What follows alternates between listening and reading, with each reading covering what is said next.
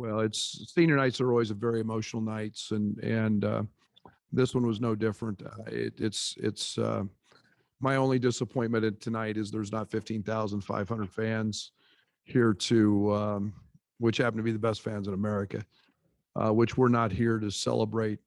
All those fans and all the Illini around the world that follow us have been a part of seeing the growth of Trent, DeMonte, Zach. They know the ups and downs of what we've been through building this program. And as a coach, man, that's why I do this. These are the proud moments that you have. And we're a long way from being over. But knowing that those guys won't be out here again is pretty emotional.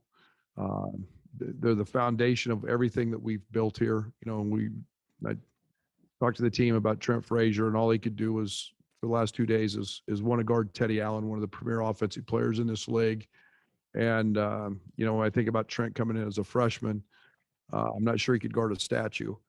And now here he is, one of the elite defenders in the country, and that speaks volumes, I hope, to our freshmen and to what the culture of our program is. It's a great example for the two young guys who played great tonight, and Adam Miller and Andre Curbelo. It couldn't be happier for Zach. DeMonte, 4 steals, 7 rebounds, does what he always does, is find a way to fill a stat sheet and impact a game. And he's going to be one of the top 3 or 4 3-point shooters in the country. And to think about a guy who went so long and didn't make a 3, and to see his growth. And so I'm excited for all of those guys. And it took us a little while to kick the rust off tonight in terms of the subtle changes. We run a lot of offense, through IO, and having such a quick turn was challenging. All we did yesterday was really walk through. But we're going to have another quick turn I think we play in 30 hours in Madison. That's what the league has given us, so it's what we have to do. But trying to get our guys dialed in offensively and some kind of new roles. Adam Miller, incredible first half. I think everybody could see what he's going to be able to do when he has to step into that role. And then Curbelo almost a triple-double. So it was great. Jacob Grandison was terrific. And I thought all around it was a great team effort tonight. Okay, we'll start off with Shannon Ryan, Jeremy Warner on deck, Andy Olson in the hole. Go ahead, Shannon. Yeah, Brad. Can you tell us what is IO's prognosis and what you expect? What do you know more? I'll leave that all up to the doctors. I'm not, there's obviously more issues than that happened from the incident. And we'll leave all that to the doctors. We're not going to do anything to jeopardize that young man's career. He's the National Player of the Year. He didn't get to play his last game tonight in State Farm Center. That I'm really sad for. His jersey should hang in these rafters someday. And, we'll do everything we can to expedite that process, but we will never jeopardize his health and well-being. And there's some other issues that have to be dealt with that we'll continue to keep private. Okay. Can you say, so it sounds like it's something beyond just pain or swelling, maybe? You guys can assume that all you want. I'm not like Shannon. I'm not going to get into his injuries and they're, when they involve the head and the face and all that, it's sensitive. Okay. And just last thing from me is, he's definitely an outspoken leader on your team. I think guys look to. Were there things he said before the game, just to maybe take some of the burden off players, or, having to step up in his role? Were there certain things that stood out to you that I said before, or some of the guys were talking about even the stuff he was saying during the game?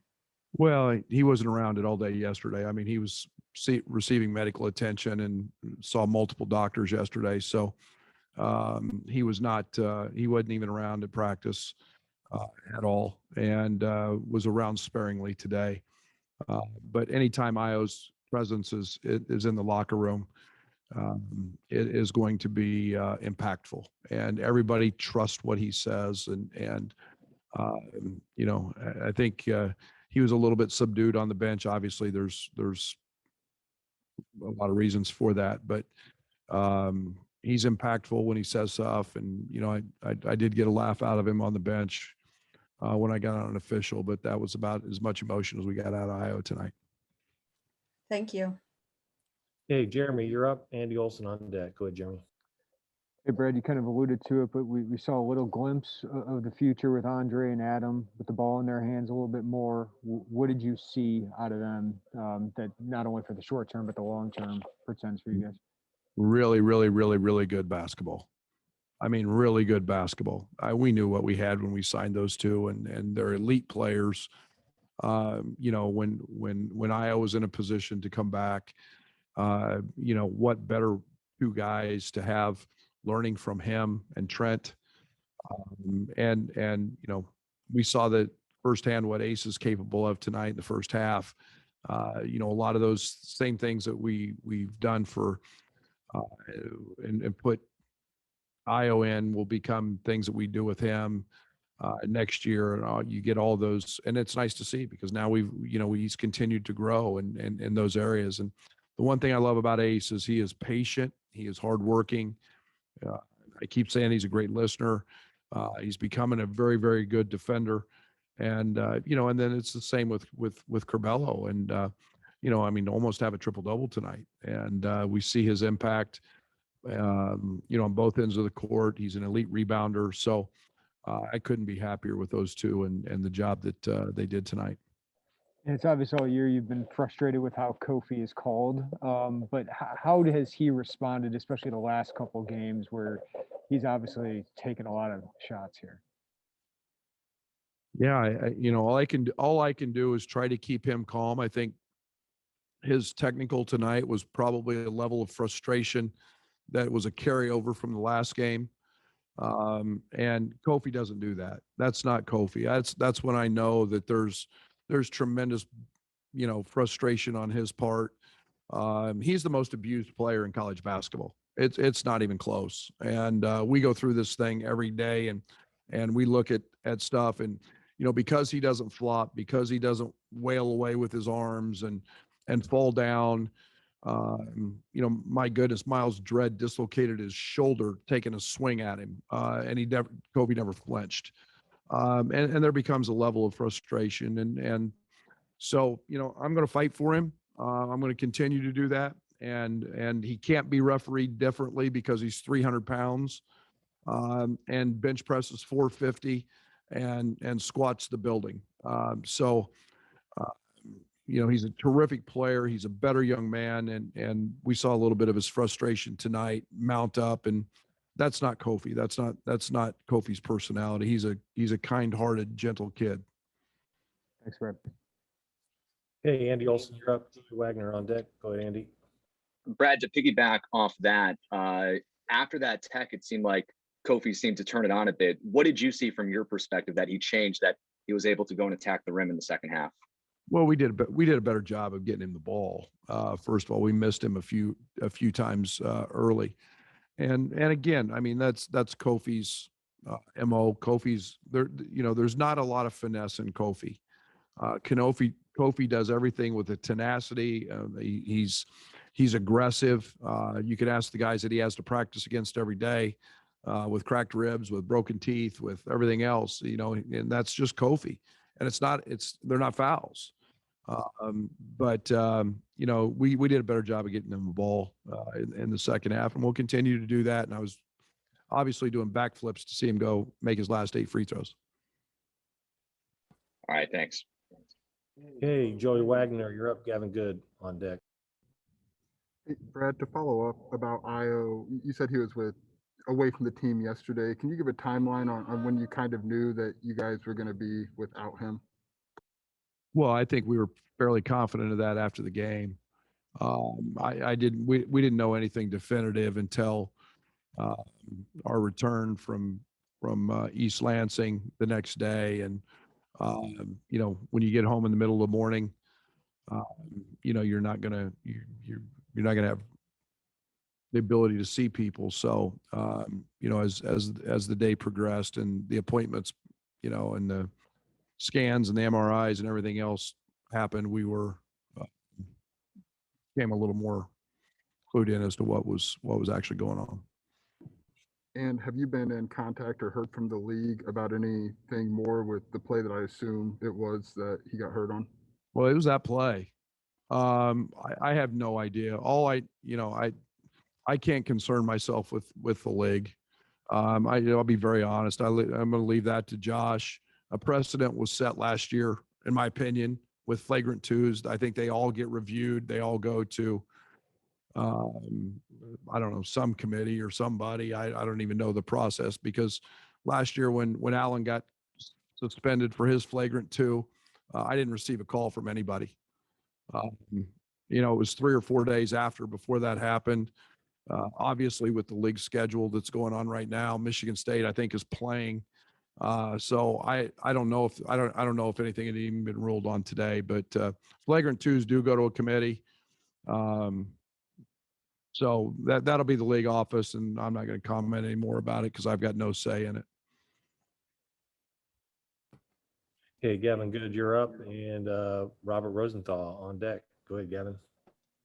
Hey, Brad, you got a pretty good performance from Jacob Grandison tonight. It seems like he's starting to make a living off putbacks. How big of a factor is he on the boards for you guys, especially without Io, who usually goes for rebounds pretty well?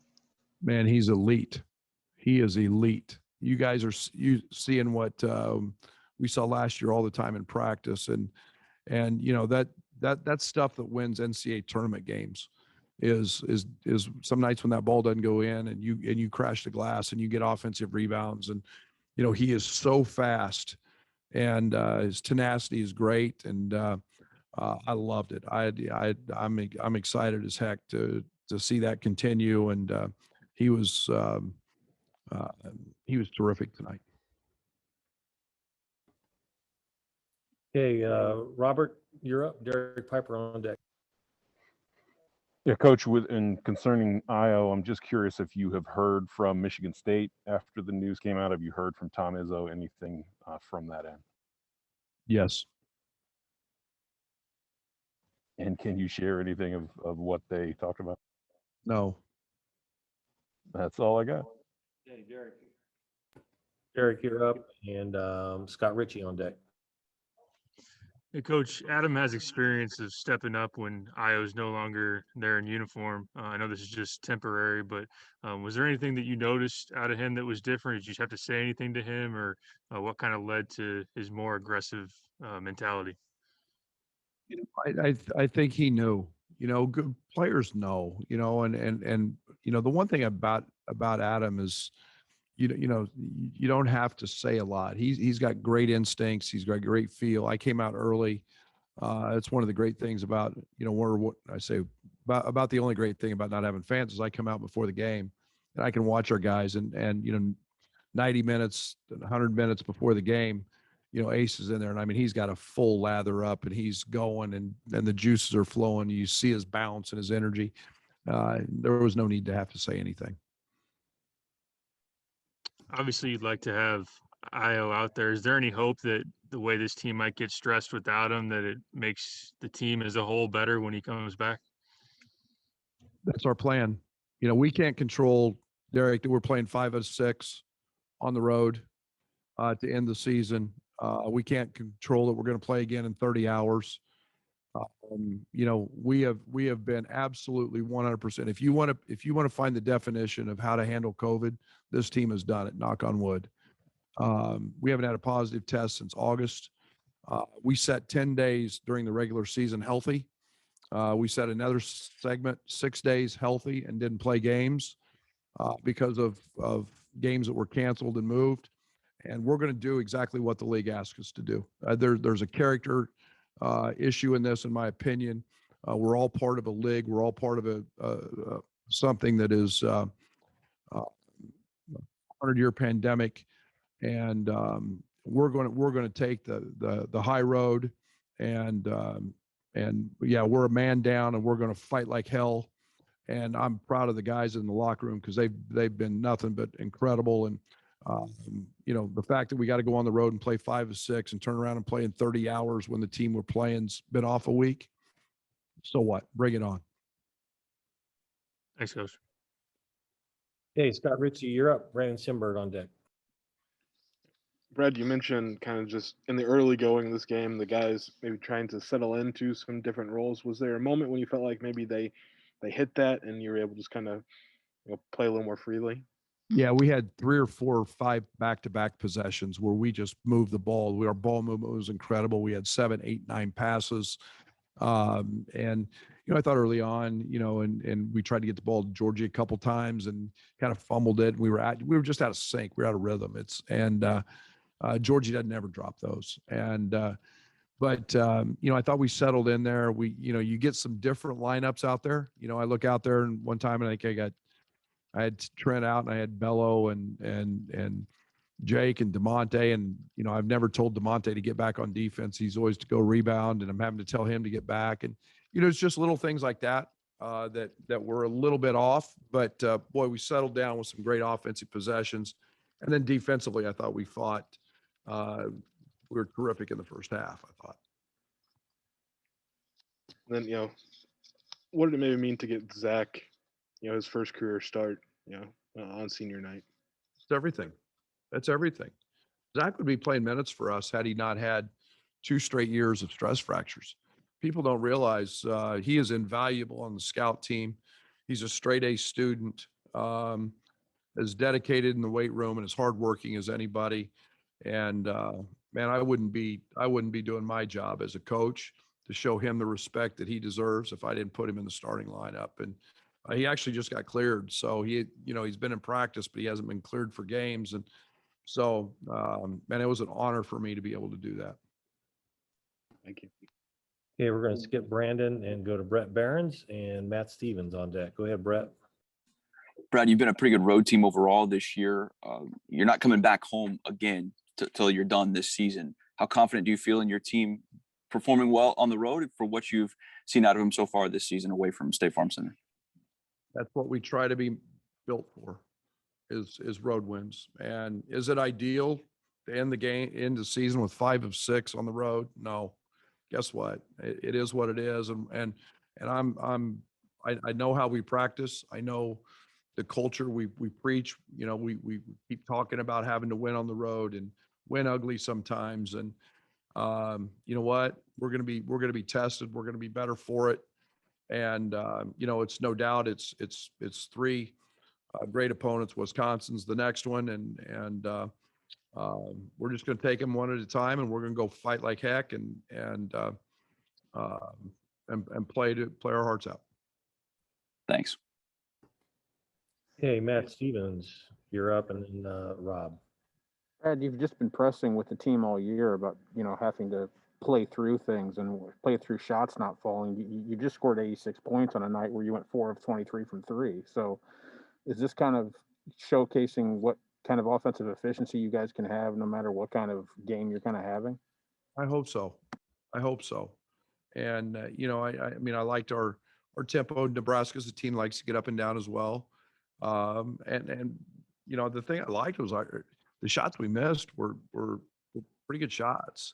And so I felt great at half. I mean, I don't know, we're up 8 or 10 and we got great shots and then we just kind of continued that in the second half. So absolutely, we found a way with Jake on the glass. We got out in transition a little bit, and Jake ran his tail off. DeMonte threw a great lob. That's always good to see, is getting easy baskets like that. Thanks, Brad. Hey, Rob, go ahead.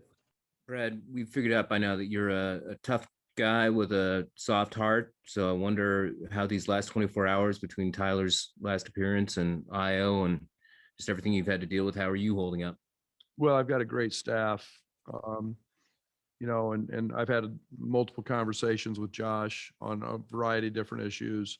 You're dealing with doctors, you're dealing with trainers, you're dealing with parents, you're dealing with family. You know, all those things make it a little more difficult. But when you've got a great staff who does their job, you know, I haven't slept very much, to be very honest. I didn't sleep at all after the Michigan State game, not a wink. And probably will not sleep tonight, knowing we've got a game in 30 hours to prepare for. The good thing is we've seen Wisconsin. So, you know, I'm doing fine. I appreciate it. We're going to get through it because I am a tough son of a bitch. And if anybody wants to doubt that, they can ask my wife. So we'll get through it and we'll be better for it. And we're going to come out fighting on Saturday.